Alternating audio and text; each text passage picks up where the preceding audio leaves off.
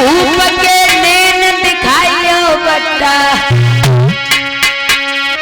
कछु ठाड़ी गाए नहीं गीत बचाए नहीं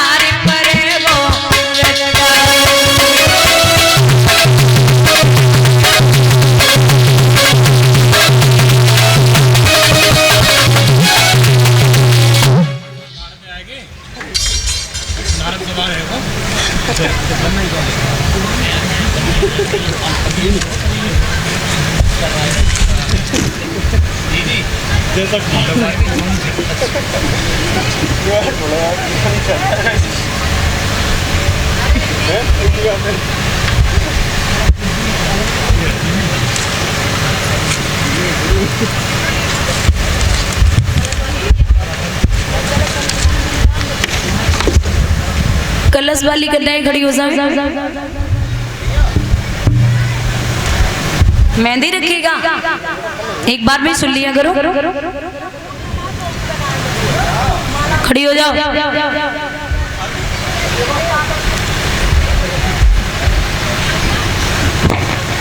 भैया बहुत समझाइयो, लेकिन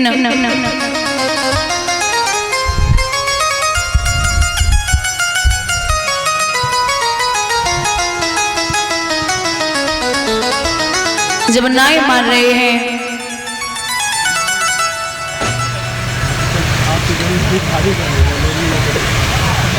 शिशुपाल और कहते माताओं अशुभ अगर हो और आप घर से निकल रहे हैं तो आप रुक जाएं, क्योंकि घर से निकली और बिल्ली रास्ता काट जाए तो समझ लेना अशुभ हो गया, सर्प रास्ता काट जाए तो समझ लेना अशुभ हो गया।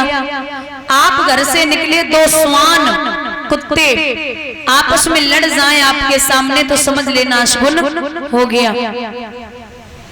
दो बैल अगर आपके सामने लड़ रहे हैं तो समझ लो अशुभ हो गया। ये होते अशुभ और शगुन वो होते आप घर से निकले किसी काम से, गाय अपने बछड़े को दूध पिलाती हुई बीच रास्ते में मिल जाए तो समझ लेना काम पूर्ण हो गया। कई मंदिर से धूप बत्ती अगरबत्ती की सुगंध आ रही है, घंटे घड़ियालों की आवाज आ रही है तो समझ लेना काम पूर्ण हो गया। कोई दूध की भरी बाल्टी पात्र लेकर के जा रहा है, फूलों की भरी टोकरी लेके आपके सामने से निकल रहा है तो समझ लेना काम पूर्ण हो गया।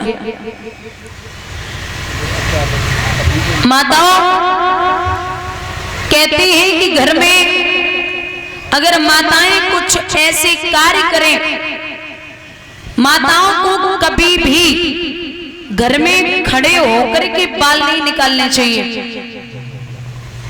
माताओं को कभी भी घर में खड़े होके बाल नहीं निकालने चाहिए, गरीबी आने के चांस रहते। दूसरा, कभी भी माताओं को बुझे हुए चूल्हे पर बर्तन नहीं रखना चाहिए। तीसरा, सूर्यास्त होने के बाद में घर में झाड़ू नहीं लगानी चाहिए। चौथा, अंधेरे में कभी भोजन, भाइयों को भी नहीं, अंधेरे में कभी भोजन नहीं करना चाहिए। जब कोई कहीं अनहोनी हो जाती है ना, तब भी लोग अंधेरे में भोजन नहीं करते, तो अंधेरे में भोजन नहीं करना चाहिए। और चाहे रात्रि के 11 बजे आपके यहाँ मेहमान आए और वो भोजन करे तो भोजन कराने के बाद में रात्रि के 11 बजे हो चाहे 12 बजे हो, लेकिन बर्तन धोने के बाद में सोएं। कुछ माताएं होती हैं जैसे शाम को आटा लगाया तो गर्मी में शाम का रखा हुआ आटा सुबह उठ करके उसकी रोटियां बना लेती हैं। महाराज शाम का रखा हुआ आटा सुबह तक पिंड का रूप धारण कर लेता है, इसलिए उसकी रोटियां बना के नहीं खानी है। पहले जब घड़ों में पानी भरा जाता था, जब से फ्रिज आया तब से लोग सब भूल गए। दादा पहले घड़ों में पानी भरा जाता था तो लोग अगर वो पानी पी भी ले तो बीमार नहीं होते थे। आज भी अगर आप मिट्टी की हांडी में दाल बनाओगे वो दाल आप 3 दिन तक खा सकते हो। कुकर में दाल बनाना, वो कुकर वाली दाल सुबह वाली शाम को बेस्वाद लगेगी। कुकर तो सीधी कहता है तू मेरी सीटी बजा मैं तेरी सीटी बजाऊंगा। बोलिए गोविंद भगवान की। घर में अगर दूध नहीं हो रहा है, घर में अगर दूध नहीं हो रहा है, बाहर से दूध ले रहे हो तो जो घर की गृहिणी है वो घर की गृहिणी उस दूध का जो पैकेट जो दूध आ रहा है बाहर से उसे अपने हाथों से गर्म करे, क्योंकि दूध को रत्न माना गया है। कहती दादा यहाँ असगुन पे असगुन हो रहे लेकिन काम आने शिशुपाल। बारात लेकर के पहुंचे, रुक्मिणी ने सुना कि कृष्ण तो नहीं आए, शिशुपाल आ गया। आवाज लगाई गोविंद क्या कर रहे हो?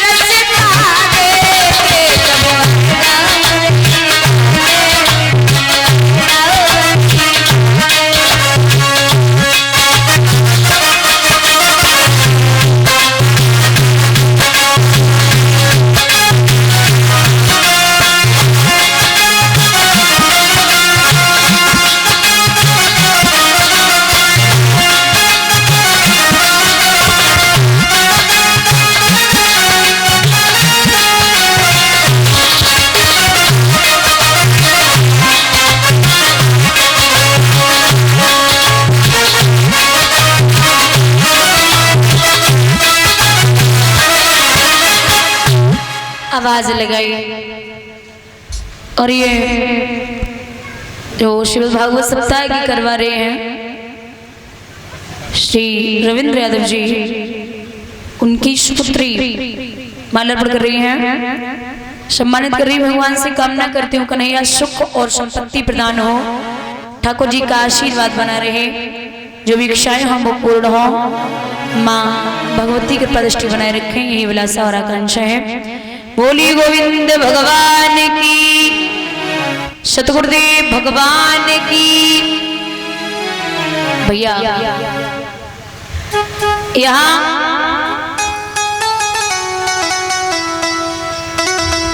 एक सुदेव नाम के ब्राह्मण आए, आवाज लगाई है माता भिक्ष श्याम दे ही, अरे कोई है, मुझे कुछ दे दो।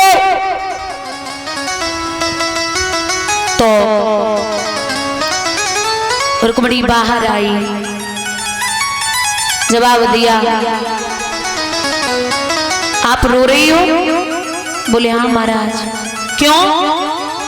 महाराज मुझे कृष्ण ने सपना दिया और नाथ हम क्या करें, मैं एक पत्र लिख रही हूं, आप उस पत्र को मेरे कृष्ण तक पहुंचा दो।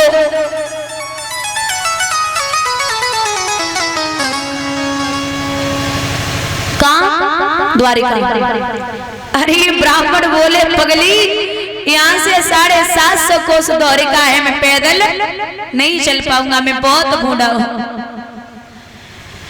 रुक्मणी बोली नाथ जो भी है जैसे भी है, आप मेरा छोटा सा काम कर सकते हैं। बोले नहीं।